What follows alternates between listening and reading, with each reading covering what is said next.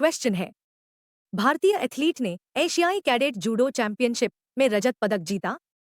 ए. Himanshi Tokas, B. Tulika मान, सी. Jaya Chaudhary, D. Sushila Devi. सही उत्तर ए. हिमांशी टोकस। टिप्पणियां। हिमांशी टोकस ने एशियाई कैडेट और जूनियर जूडो चैंपियनशिप में रजत पदक जीता। यह आयोजन दक्षिण कोरिया के मुंगयोंग में हुआ। हिमांशी ने महिलाओं के 63 किलोग्राम भार वर्ग में भाग लिया। वह 19 साल की हैं और खेलो भारत कार्यक्रम का हिस्सा है। प्रतियोगिता में भारत के 12 सदस्यों ने भाग लिया। यह आयोजन मुंगयोंग जिम्नेजियम में संपन्न हुआ। क्वेश्चन है, राज्य सरकार ने सामग्री को विनियमित करने, प्रभावशाली लोगों को प्रोत्साहित करने और सरकारी पहलों को बढ़ावा देने के लिए नई डिजिटल नीति को मंजूरी दी है। ए. बिहार, बी. हरियाणा, सी. उत्तर प्रदेश, डी. ओडिशा। सही उत्तर सी. उत्तर प्रदेश। नोट: उत्तर प्रदेश मंत्रिमंडल ने फेसबुक, एक्स, इंस्टाग्राम और यूट्यूब जैसे प्लेटफॉर्म पर सामग्री को विनियमित करने के लिए एक नई सोशल मीडिया नीति को मंजूरी दी। सोशल मीडिया इन्फ्लुएंसर सरकारी योजनाओं का प्रचार करके हर महीने 8 लाख रुपए तक कमा सकते हैं। नीति का उद्देश्य राज्य के निवासियों और अन्य जगहों पर रहने वाले लोगों के लिए रोजगार के अवसर पैदा करना है। भुगतान के लिए प्लेटफॉर्म को फॉलोअर्स के आधार पर 4 श्रेणियों में विभाजित किया गया है। प्लेटफॉर्म और सामग्री के प्रकार के आधार पर अधिकतम मासिक भुगतान 2 लाख रुपए से 8 लाख रुपए तक है। वीफॉर्म नाम की एक डिजिटल एजेंसी सरकारी विज्ञापनों का प्रबंधन करेगी। नीति में आपत्तिजनक सामग्री से निपटने, राष्ट्र विरोधी, असामाजिक, फर्जी खबरों या भड़काऊ पोस्ट को लक्षित करने के लिए दिशा निर्देश शामिल हैं। क्वेश्चन है, जिला न्यायपालिका का राष्ट्रीय सम्मेलन कहाँ आयोजित किया गया? ए. बेंगलुरु, बी. हैदराबाद, सी. चेन्नई, डी. नई दिल्ली। सही उत्तर डी. नई दिल्ली। नोट: भारत के सर्वोच्च न्यायालय ने 31 अगस्त और 1 सितंबर 2024 को नई दिल्ली में जिला न्यायपालिका का 2 दिवसीय राष्ट्रीय सम्मेलन आयोजित किया।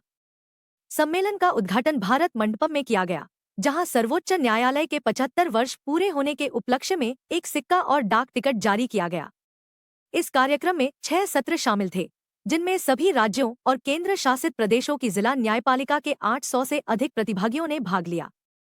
सत्र न्यायपालिका में बुनियादी ढांचे, पहुंच और समावेशिता में सुधार, न्यायिक सुरक्षा, केस प्रबंधन रणनीतियों और न्यायिक प्रशिक्षण कार्यक्रमों को बढ़ाने पर केंद्रित थे। सम्मेलन में इस बात पर भी चर्चा हुई कि उच्च न्यायालय जिला न्यायपालिका की जरूरतों को बेहतर तरीके से कैसे पूरा कर सकते हैं। क्वेश्चन है, 7वां राष्ट्रीय पोषण माह कहाँ शुरू किया गया? ए. जयपुर, राजस्थान, बी. गांधीनगर, गुजरात, सी. पटना, बिहार, डी. भोपाल, मध्य प्रदेश। सही उत्तर बी. गांधीनगर, गुजरात। नोट: 7वां राष्ट्रीय पोषण माह 1 सितंबर से गुजरात के गांधीनगर में महात्मा मंदिर में शुरू हुआ, जिसका मुख्य उद्देश्य पोषण जागरूकता और स्वास्थ्य पर केंद्रित था। इस कार्यक्रम में केंद्रीय मंत्री अन्नपूर्णा देवी, गुजरात के मुख्यमंत्री भूपेंद्र भाई पटेल और अन्य अधिकारी शामिल हुए।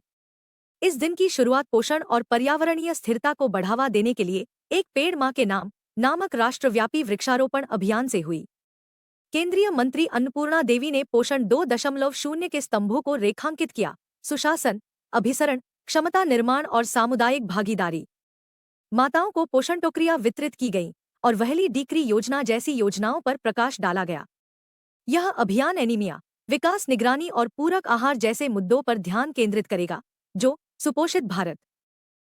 क्वेश्चन है, ई-श्रम पोर्टल किस मंत्रालय द्वारा लॉन्च किया गया था? ए. गृह मंत्रालय, बी. श्रम और रोजगार मंत्रालय, सी. ग्रामीण विकास मंत्रालय, डी. वित्त मंत्रालय। सही उत्तर बी. श्रम और रोजगार मंत्रालय। नोट: श्रम एवं रोजगार मंत्रालय ने 26 अगस्त 2021 को ई-श्रम पोर्टल लॉन्च किया। मात्र 3 वर्षों में 30 करोड़ से अधिक असंगठित श्रमिकों ने ई-श्रम पर पंजीकरण कराया, जो तेजी से अपनाया गया।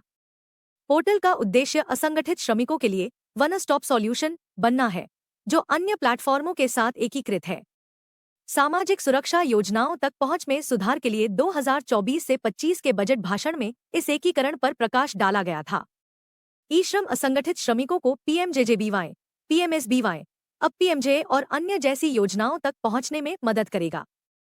सेवा पहुंच को बढ़ाने के लिए स्किल इंडिया डिजिटल हब, सिद्ध, के साथ दोतरफा एकीकरण भी चल रहा है।